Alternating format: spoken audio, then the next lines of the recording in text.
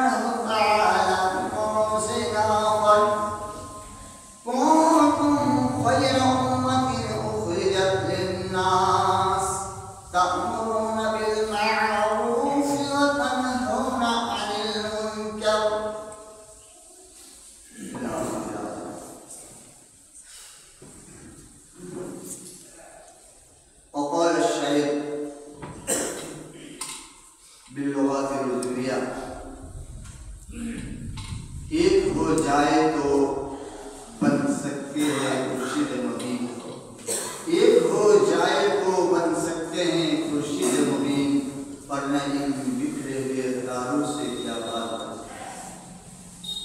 और हमें अपने ही में तो लुटा गैरों में क्या दम था, हमें अपने ही में तो लुटा गैरों में क्या दम था, जहां मेरी कश्ती डूबी वहां पानी डूबी था।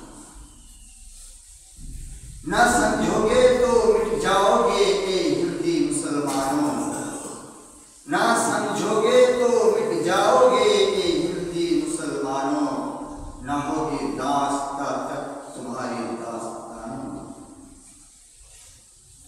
तुफाने বসিত কিন্তু ছাড়িব না হাল, তুফানে বসিত কিন্তু ছাড়িব না হাল, আজকে বিফল হলে হতে হবে।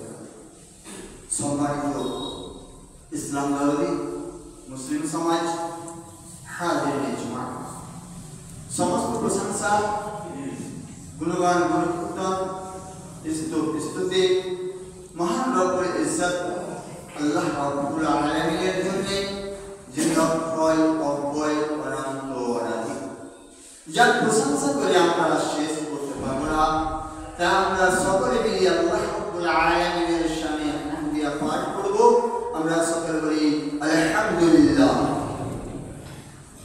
আল্লাহ রাব্বুল আলামিনের প্রশংসা কর, দরুদ ও সালাম, শান্তি অবতীর্ণ হোক মরুদুলাল মা আমিনার লাল आमाए नामदार ताजदारे दुनिया अहमद मुस्तफा मुहम्मद मुस्तफा सल्लल्लाहु अलैहि वसल्लम के सल्लल्लाहु शांति तरफ बसो।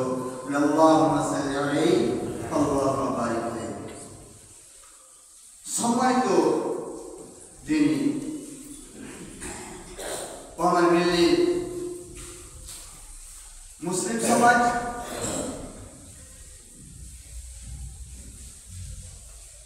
খুতবায়ে মাসনুনার পর পবিত্র কোরআন থেকে দুই টুকরা আয়াত পাঠ করেছি। আল্লাহ রাব্বুল আলামিনের কাছে দোয়া করব, দয়াময় মাওলা তুমি আমাকে এই কোরআন ও হাদিসকে সামনে রেখে কিছু আলোচনা করার এবং তার উপর পুরোপুরি আমল করে চলার তৌফিক দান করো। আল্লাহু আমিন। অতঃপর দোয়া করব হাজিরিনে জুমা তথা সামাঈনে কেরামের জন্য, তথা যাদের কর্ণকুহরে এই শব্দ ঢুকছে তাদের জন্য, তথা সমগ্র বিশ্বের মুসলিম উম্মাহের জন্য। দয়াময় মাওলা তুমি আমাদের সকলকে কোরআন ও হাদিসের অমূল্য বাণী শোনার, বোঝার এবং তার উপর আমল করে চলার তৌফিক দান করো। আমিন সুম্মা আমিন। আমি আজকে আপনাদের সম্মুখে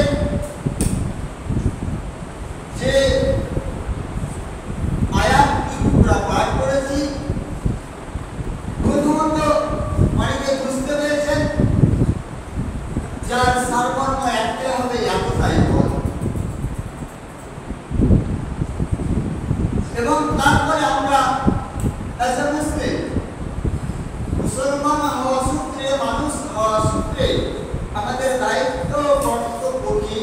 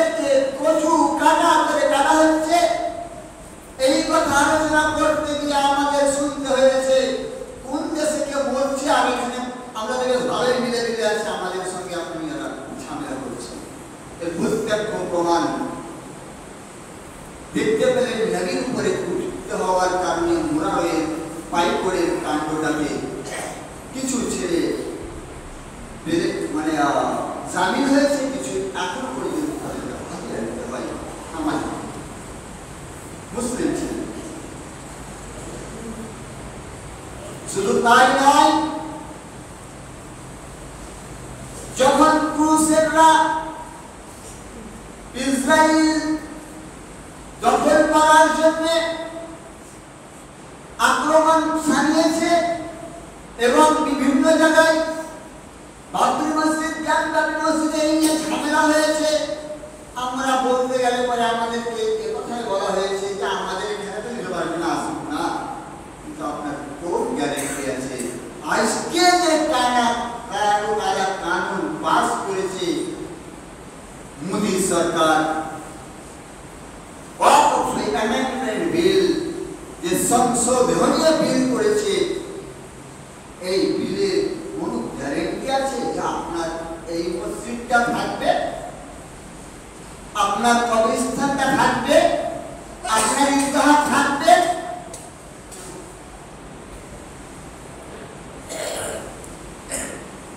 যখন ভয়ঙ্কর কথা বলা হয় আমরা কোনো ধ্যানই নিই না, কিন্তু আজ এসেছে সেই সময়, আজকে এসেছে আমাদের একত্র হওয়ার টাইম।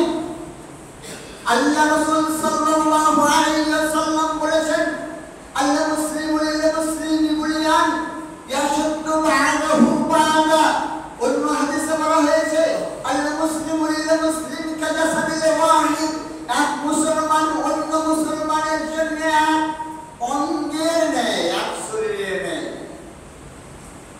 এক মুসলমান অন্য মুসলমানের সম্পর্ক এক বিল্ডিং এর ন্যায়। এই যে আপনারা দেখবেন বাইরে জীবনটা তৈরি করা হলো, যদি বালি, পাথর, ইট, সিমেন্ট, পানি এদের মিশ্রণ না হয়ে এক অপরের সঙ্গে শক্তি না যোগাতো, প্রত্যেকে যদি ছোঁয়া না নিত, এক অপরের সঙ্গে বলতো আমি তোমার সঙ্গে মিশ্রণ হব না, আমি তোমার সঙ্গে হাত মিলাবো না, তাহলে বিল্ডিংটা তৈরি করার কোনোদিন সম্ভব হতো না, এক এক করে সব ছেড়ে পড়ে যেত। আজও যদি এরা ওই রড, সিমেন্ট, পাথর, বালি এগুলা যদি এরা কি করে বলে না আমরা এক অপরের সঙ্গে লেগে থাকবো না, তাহলে রড যদি না এঁকে ধরে, বালিকে বালি, পাথরকে পাথর, সিমেন্টকে এবং তার সঙ্গে পানি যে আছে সেই মিশ্রণ, তাহলে এক করে আপনাদের মধ্যে ঝরঝর করে সব কিছু করবে। তাই তুমি বলছে এক হো যায় তো বন সকতে হ্যাঁ খুরশিদ মুবিন, এক হো যায় তো বন সকতে হ্যাঁ খুরশিদ মুবিন। और नहीं बिखरे हुए तारों से क्या बात बने, যদি এক হয়ে যায় আমরা, তাহলে আমরা পূর্ণাঙ্গ চাঁদ হতে পারবো। আর এই বিভিন্ন তারকা, লক্ষ লক্ষ তারকা আছে, যেমন কোনো আলো উজ্জ্বল ছড়াতে পারে না, তাই অনুরূপ আমাদের কোনো দাম থাকবে না। ব্রাদার ইসলাম, এটাকেই কোরআনী ভাষায় বলা হয়েছে ওয়াতাসিমু বিহাবলিল্লাহি জামিআন ওয়া লা তাফাররাকু। ওয়াতাসিমু, তোমরা একে ধরো, বিহাবলিল্লাহ, আল্লাহর রসুলকে, জামিআন, একত্রিতভাবে, সংগঠিতভাবে, দলবদ্ধভাবে, ওয়া লা তাফাররাকু, তোমরা দলে দলে বিভক্ত হয়ে যেও না, তোমরা এক অপরের সঙ্গে ভেদাভেদ করতে যেও না। তাই মুসলিম বংশ ও কাবিলা কেন তৈরি করা হলো? ওখানে কোরআন বলছে ওয়াজআলনাকুম শুউবান ওয়া ক্বাবাইলা লিতাআরাফু। তোমাদের মধ্যে আল্লাহ রাব্বুল আলামিন শেখ, সাইয়েদ, মুগল, পাঠান, মোল্লা, তারপরে অন্যান্য আরো যত চৌধুরী ইত্যাদি ইত্যাদি খান পাঠান, যত দল কম দত্ত সৃষ্টি করেছে, বলা হয়েছে তাআরাফু, তোমাদের চিহ্নিত করার জন্য। কিন্তু মনে রাখতে হবে একটাই পাওয়ার, একটাই জিনিস আল্লাহ রাব্বুল আলামিনের কাছে প্রিয়, সেটা হচ্ছে কি ইন্না আকরামাকুম ইনদাল্লাহি আতকাকুম। তুমি কালো বর্ণের কি সাদা বর্ণের, তুমি মোল্লা কি মুন্ডল, তুমি শেখ কি পাঠান, হিন্দুদের মধ্যে তুমি সুন্দর কি গাছ বা কায়স্ত, এটা কোনো কথা রাখে না। আল্লাহ রাব্বুল আলামিনের কাছে একটাই সেদিন পরিচয় হবে, আত্মাকুম, তোমার খোদাভীরতা, তোমার তাকওয়া। ব্রাদার ইসলাম, যদি আমরা ভালো করে দেখি তাহলে তাকওয়া নামের জিনিসটা আমাদের মধ্যে নেই। আমি এর আগে কয়েকবার বলেছি, তাকওয়ার দুটো ব্যাখ্যা আমরা করতে পারি। তাকওয়া মানে হচ্ছে খোদাভীরতা, আর তাকওয়া মানে হচ্ছে বেঁচে থাকা। মাতাল বাশের হাবির ঘটনা এর আগে আপনাদের বলেছি যে এমন এক মাতাল ছিল, এমন কোনো গুনাহ না করা নয়, 24 ঘন্টায় নেশার ঘরে, ইসলাম প্রকার বর্ণনা করছে নেশার ঘরে থাকতো। কিন্তু যখন তার মধ্যে খোদাভীরতা চলে আসে, দিন প্রথমে বলা, রাত্রি অন্ধকার, চারিদিক বিশাল একটা বিশিতে ঝুম স্তব্ধ, চাঁদনির হালকা আলোতে একটি কোরআনের পাতা উঠছে রাস্তায়, মদ খেয়ে টলতে টলতে আসছে, নেশার ঘরে ভূত হয়ে দেখছে কি যেন একটা লেখা আছে, টাকা নাকি পায়ে সরা থেকে থেমে গেল, দেখছে কিছু আরবি লেখা, যেহেতু আরবি বুঝতো, আরবি জানতো, তাই দেখলে কোরআনের পাতা ছুটে গিয়ে পড়তে গেল। তার কারণ কোরআন আমাদের মুসলমানের দৃশ্য, কোরআনকে রক্ষা করার দায়িত্ব আল্লাহ রাব্বুল আলামিন আমাদের ঘাড়ে দিয়েছে। তাই ভেবে দূর থেকে থেমে গেল, বাড়ি গেল। বাড়ি যাওয়ার পরে স্ত্রীকে বলছে, দরজা আঘাত মারছে, কিন্তু দরজায় আঘাত মারার সিস্টেমটা অন্য দিন থেকে একটু আলাদা। তার কারণ দেখবেন যাদের বাড়ির পাশে মাতাল আছে তারা বুঝবেন আমাদের আলহামদুলিল্লাহ হয়তো কিছু আইনি কানুন বাস্তবায়নের জন্য একটু বলে অনেকে নেশা কিন্তু লুকিয়ে চুরিয়ে, কিন্তু আমি দেখতাম দরজা এসে ঘর ঘর করে পিছায় মুখে যা ইচ্ছা তাই বলে গালাগালি করে বাড়ির লোককে জাগাচ্ছে। কিন্তু সেদিন বাসার হাফি সেই টুকটুক করে দরজা হাতটা এসে তাই স্ত্রী ভাবলো আলগা লোক কে এলো, তার কারণ আমার স্বামী করাঘাত সে এমন না, সে কে বলছে আমাকে সত্যিও নরম। হঠাৎ খুলে দেওয়ার পরে দেখলে কোনো কথা নাই, শুরু করে গোসল খানায় গিয়ে হচ্ছে আমাকে পানি দাও, পানি নিয়ে গোসল করলো, গোসল করার পরে কাপড় পরিধান করলো, কাপড় পরিধান করার পরে পরিষ্কার পরিচ্ছন্ন হয়ে আবার চললো সেই জায়গা, একটা রুমাল নিয়ে ওই কোরআনের পৃষ্ঠাটাকে তুলে নিয়ে এসে চলে এলো বাড়িতে। বাড়ি আসার পরে সিজদায় পড়ে আল্লাহ রাব্বুল আলামিনের কাছে এমন কাঁদতে লাগলে, এমন তাকওয়া তার মধ্যে চলে এসলো, এমন খোদাভীরতা চলে এলো যে আল্লাহ রাব্বুল আলামিন তার দোয়াকে গ্রহণ করে নিলেন এবং যতদিন তার উপরে বেঁচে থাকছিলেন তাকে মুস্তাজাব দাওয়া বলা হতো। কোনো সমস্যায় পড়লে পরে তাকে নিয়ে দোয়া করতে বলে যে দোয়া করতেন সেটা কবুল হতো। ব্রাদার ইসলাম, এমনই এটাই আল্লাহ রাব্বুল আলামিন বলছেন, তুমি আল্লাহকে ভয় করো, ওই ভয় করার মতো দৃষ্টিরা ভোগনাকে বসার হাতে মাতালের ঘটনা ঘটে রয়েছে। শেষ বেলায় এসে উসুল হয়ে গেছিল এবং মুস্তাজাব দাওয়া বলে ঘোষণা হয়েছিল। ইসলাম, তাহলে আশা করি আমরা ওই বসার হাতে মতো আল্লাহ রহমতের দিকে অনেক ভালো আছে। হয়তো আমরা নামাজ পাঁচ ওয়াক্ত পড়তে পারি না, কিন্তু জুমা ছাড়ি না। হয়তো অন্যান্য রোজাগুলো রাখতে পারি না, কিন্তু রমজানের রোজা পারতপক্ষে যতটা পারি করি। তাহলে কেন নয়? কেন আমরা খোদা ভীরতা আমাদের নিজেদের মধ্যে আনতে পারবো না?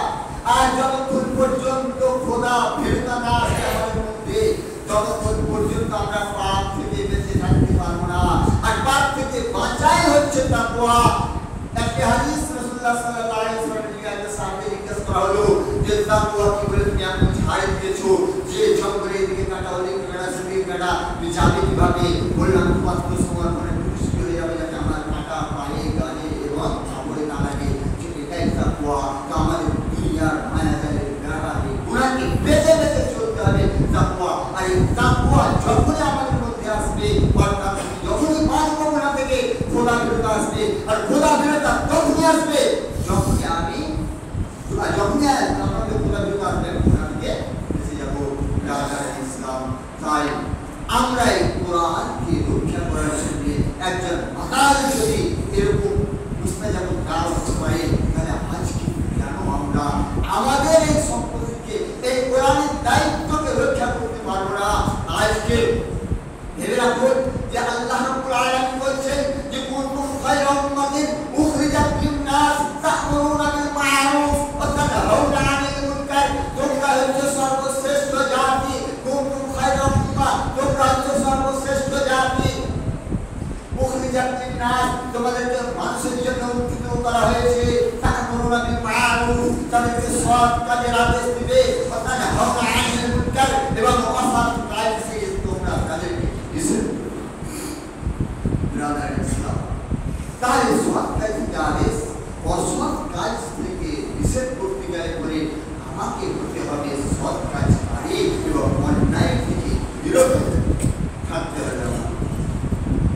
ইসলাম আজকে যে আমাদের মধ্যে যে সমস্যাগুলো আসছে, একের পর এক কোথাও মুসলিমদের গণহত্যা করা হচ্ছে, ওখানে দেখা হয় না যে হানাফি না আহলে হাদিস, শিয়া না সুন্নি, কোথাও মুসলিমদের মসজিদ দখল করা হচ্ছে, ওখানে দেখা হয় না যে এটা কোন মাযহাবে, কোন দলে, কোন গ্রুপে মুসলিমদের মধ্যে। কিন্তু আজ আমাদের মধ্যে এক অপরের সঙ্গে টাকা ছড়াছড়ি। তাই আমি বলবো আহলে হাদিস এবং শিয়া সুন্নি সব একাকার করে ঝেড়ে ফেলে দিয়ে আমরা এক হয়ে একই সঙ্গে একই প্ল্যাটফর্মে লিল্লাহি তাকবীর করে আল্লাহ রাব্বুল আলামিনের যে ডাক আসছে সেই ডাকে আমাদেরকে একত্রিত হতে হবে, নইলে আজকে আমরা বাঁচতে পারবো না। ব্রাদার ইসলাম, এই যে আজকে ওয়াকফ অ্যামেন্ডমেন্ট বিল আপনারা গত সপ্তাহে জমায় বিস্তারিত শুনেছেন, এতে সমস্ত বিলের উপরে আমাদের বিরোধিতা নেই। অনেকে জানেন না কিসের জন্য লড়াইটা। যদি সরকার চায় যে এই সম্পত্তিটা নিয়ে মুসলিম জনকল্যাণ হিতে কামে লাগুক, তো আমরা এর সঙ্গে 100% এগ্রি, 100% তার সঙ্গে হাতে হাত মিলিয়ে চলবো। কিন্তু কিছু কিছু আইন আগেকার যেটা ছিল, সে আইনের মধ্যে মডিফিকেশন করা হয়েছে, চেঞ্জিং করা হয়েছে। মূলত সব থেকে মারাত্মক দুইটি আইন, একটি হচ্ছে ওয়াকফ ইউজার, অনুমতি দখল, এটা উঠিয়ে দেওয়া হচ্ছে। কেমন বলি যা, এই যে মসজিদ কিংবা এর পুরনো আরো মসজিদ 200-300 বছর পূর্বে কোন এক জায়গায় কয়েকটা মুসলিম এলো, সেখানে নামাজ পড়তে আরম্ভ করলো। ছোট্ট একটি জায়গা, সেই জায়গাটাকে বাড়াবার প্রয়োজন হলো। পাশের জমিওয়ালা বললো ঠিক আছে আমি এটা দিয়ে দিলাম, এটাতে নামাজ পড়ো। আরেকজন বললো দিয়ে দিলাম, নামাজ পড়ো। এই নামাজ পড়ো, কিন্তু আগেকার লোকের কাগজ করতেন না, এটাকে ইউজার ব্যবহারের জন্য দেওয়া হতো। ওর মধ্যে ছিল এই মসজিদ ইবাদত করার জন্য। কোনোরকম ভাবে কোনো একটা ওই মসজিদের পাশে একটা লোক মারা গেল, সেটাকে একটা কবরস্থ করে দিয়ে সেখানে খানকা করে দিলে ওই জায়গাটা অর্থের মধ্যে চলে গেল। কোনো একটা জায়গা পাশে আছে, ওরা তো মসজিদ হয়ে গেছে, তাহলে এই পাশের জায়গাটাকে কোনো মসজিদ করা ছেলে পেয়ে পড়াতে হবে বা মাদ্রাসায়। তারপরে আরো কিছু জমি জায়গা যেগুলো হয় কি ঠিক আছে, ছেলেটা বাইরেকার অনেক ইয়াতিম গরিবেরা পড়ছে, তাই মসজিদের খরচ বহন বা মক্তবের মাদ্রাসার খরচ বহনের জন্য এই জমিগুলো দিয়ে দিলাম। কিন্তু অধিকাংশ জমি জায়গা আগেকার বেশিরভাগ ছিল 4,500 একর জমির মধ্যে 4,500 একর, 4,500 একর এটা কেবল রেজিস্ট্রি আছে, বাকিগুলো নন রেজিস্ট্রি অবস্থায় পড়ে আছে। কি অবস্থায় আছে এটা কেউ জানে না। তাহলে এটা আগে হতো কি ওয়াকফ বোর্ড যখন তৈরি হয়, ওয়াকফ বোর্ড এবং মুসলিম পার্সোনাল ল বোর্ড এরা দায়িত্বে থাকাকালীন এগুলা যতক্ষণ পর্যন্ত ওরা ব্যবহার করতে দখলে যাচ্ছিল সেটাই তারা দখল করে যেত। কিন্তু এখন একটা নতুন বিল পাস হয়েছে, সে বিলটা হচ্ছে এটা ডিএম এর হাতে ফুল পাওয়ার থাকবে। ডিএম এসে ডিস্ট্রিক্ট ম্যাজিস্ট্রেট এসে বলবে যে আপনারা কি নামাজ পড়ছেন, তা হ্যাঁ, অবস্থানে বাড়ি দিচ্ছেন, হ্যাঁ, তাহলে তার দুইটা নামাজ পড়ছেন, ঈদের জানাজা, হ্যাঁ, তাহলে কাগজ দেখান।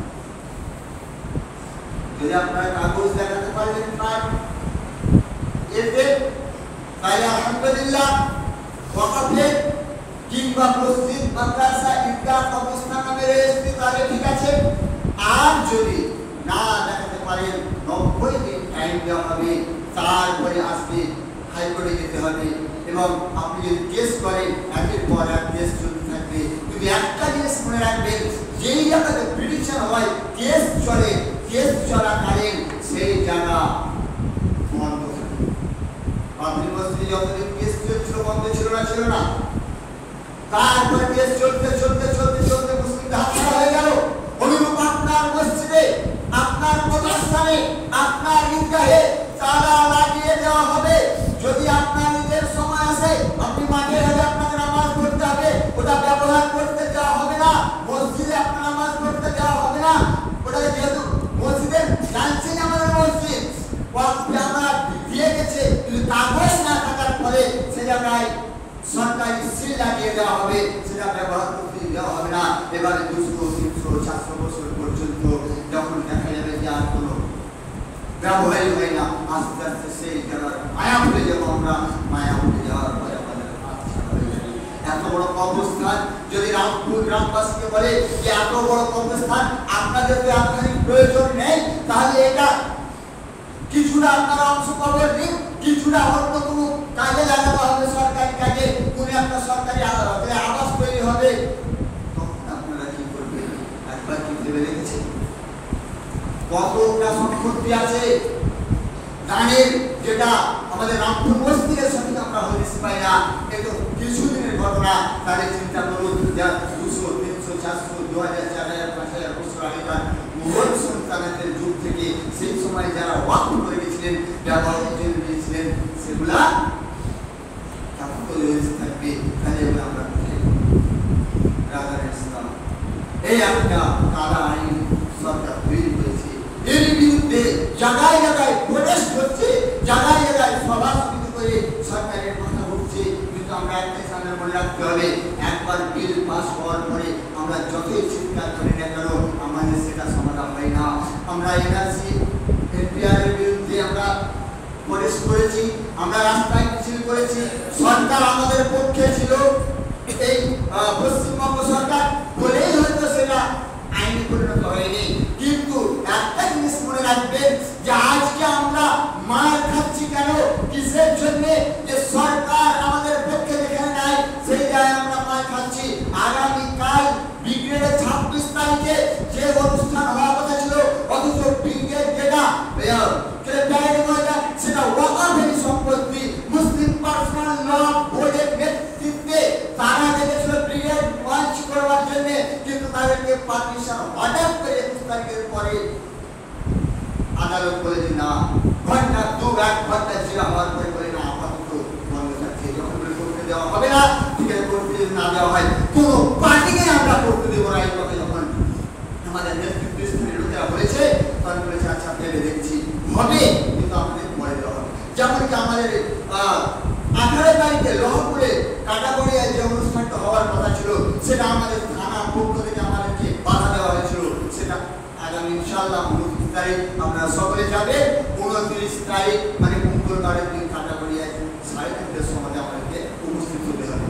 যা আমি বলছি যে আমাদের তাহলে আজকে হানাফি শাফি মালিকি হাম্বলি শুধু তাই নয়, দলিত হিন্দুদেরকেও এক হয়ে এক রাস্তায় নেমে একত্রিত হয়ে তাদেরকে বোঝাতে হবে যে ওই তোমাদেরকে বেদ পুরাণ বুঝতে দেওয়া হয় না, এসে তোমরা যদি মসজিদে আসো তাহলে আজকে ডিএম আসুক আর প্রধানমন্ত্রী মুখ্যমন্ত্রী নামাজ পড়ে বা আমার ইমাম সাহেব, তার পিছনে মুয়াজ্জিন, তার পিছনে কেউ বলতে পারে না যে আগে আসতে দিন। কিন্তু যদি সভায় খালি বাবু আসে আর চেয়ার খালি না থাকে, হলো চেয়ারে বসতে দেওয়া হবে। কিন্তু আজ যদি আলী বাবু আসেন আমার দারোগা, তাহলে ওদের পিছনেই নামাজ পড়তে হবে, কাতার ফিরে আসার ক্ষমতা তার নাই। তার কারণ এটা হচ্ছে আল্লাহ। তাহলে আমাদের এক হয়ে একত্রিত হয়ে আল্লাহর পথে কি করি, পায়ে পা মিলিয়ে আমাদের প্রতিষ্ঠা যেতে হবে এবং আমাদেরকে সেখানে গিয়ে আন্দোলন করতে হবে।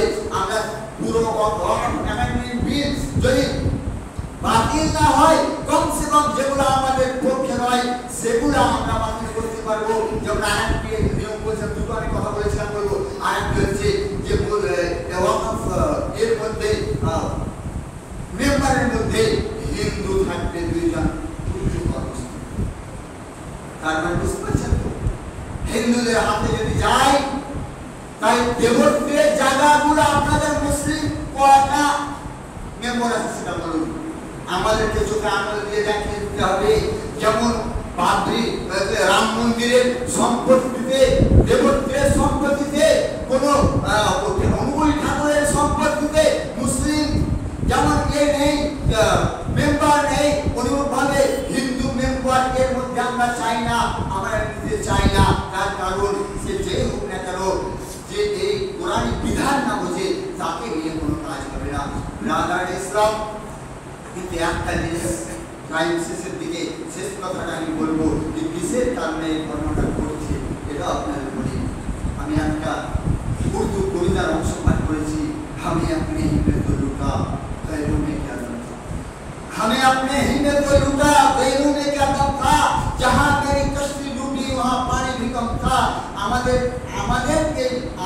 আমাদেরকে নিজেরাই নিজেকে শেষ করে ফেলেছি, নিজের লোকে আমাদেরকে নিজেকে লুটে নিয়েছে, অন্য কারো ক্ষমতা ছিল না। আর দুর্ভাগ্য এটাই যে নৌকা সেখানে ডুবেছে আমাদের, যেখানে পানি কম ছিল, গভীর ছিল।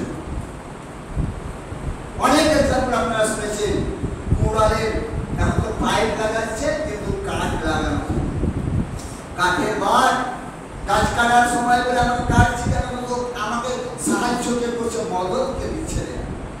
অনুরূপ ভাবে কিছু নাম ভাই মুসলিম যারা মদত দিয়ে আজকে বিজেপি সরকারকে আকাশে তুলে দিয়ে আমাদের বিরুদ্ধে লাঞ্ছনা, বঞ্চনা, ভৎসনা এবং আমাদের সম্পত্তিকে বেহাত করা দোষ আমাদেরও কম নাই। তার কারণ আজকে রামমোহন মিশন, আইস ফাউন্ডেশন সেন্টার আছে, রামমোহন মিশনের হসপিটাল আছে, সাই বাবার হসপিটাল আছে, দেবত্বের নামে বিভিন্ন জায়গায় বিভিন্ন জিনিস করা আছে। কিন্তু আজ যত নিজামিয়া মাদ্রাসাগুলো, যত মসজিদগুলো সব কিন্তু মানুষের কাছে চেয়ে দানের বদলে আমাদের চালাতে হয়। কিন্তু এত সম্পত্তি, এই যে ভারতবর্ষের মুখে প্রথম সেনা, দ্বিতীয়ত রেলে, তৃতীয়ত ওয়াকফ সম্পত্তি, সেনাকে স্কুল কলেজ ইউনিভার্সিটি ওদের হসপিটাল আছে, রেলের স্কুল কলেজ ইউনিভার্সিটি ওদের হসপিটাল আছে, কিন্তু ওয়াকফ করে স্কুল কলেজ ইউনিভার্সিটি এবং কোনো এতিমখানা এবং কোনো মসজিদ নেই কেন? তার জন্য আমরাই বলছি। আর এই পাপ ভোগ করতে হচ্ছে আমাদের। রাস্তাকে দেখালো আমরা যেগুলো আসছিল লুটে পুটে খাচ্ছিলাম, 10.5 কোটি মাসিক ইনকাম ছিল, সে মাসিক ইনকাম তছরূপ করা হয়েছে। আর এই মুসলমানদের কারণে, কিছু সংখ্যক মুসলমানের কারণে আজকে সরকার দেখেছে এত সম্পত্তি ওরা ভোগ করতে, আমরা ভোগ করি। তবে হয়তো সরকার বলছে আমি ভালো করবো, ভালো হতে পারে, কিন্তু একটাই আমাদের মাথায় রাখতে হবে, কোরআনে যখন জিজ্ঞেস করা হয়েছে ইয়াসআলুনাকা আনিল খামর, মদের ব্যাপারে তোমাকে জিজ্ঞাসা করা হয়েছে, যখন মদ হারাম হয়ে তখন যে ওটা কি বলো, তখন বললো মা মানাতুন লিন্নাস ইসমুহা আকবারু মিন নাফিহিমা, মানুষের জন্য মদের কিছু বা নিশা দারুর কিছু লাভ আছে, কিন্তু ইসমুহা আকবারু মিন নাফিহিমা, তার লাভটা যে ক্ষতির অংশটা বেশি। আমি বলছিলাম সরকার যেটা করছে আমাদের বরং যা জানতাম না আমাদের চোখে আঙুল দিয়ে দেখিয়ে দিয়েছে। কিছু পার্সেন্ট লোক যেটা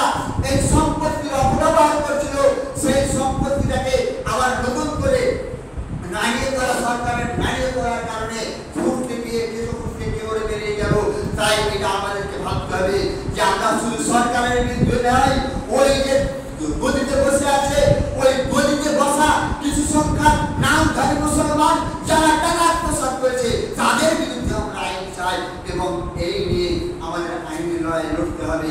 আর এই আইনি লড়াই লড়তে গিয়ে আমাদেরকে দলে দলে একজোট হয়ে আমাদেরকে বিভিন্ন জায়গায় আমাদেরকে সভা করতে হবে, যে কারণে আমরা মিডিয়ার মাধ্যমে সরকারকে পৌঁছে দিতে হবে।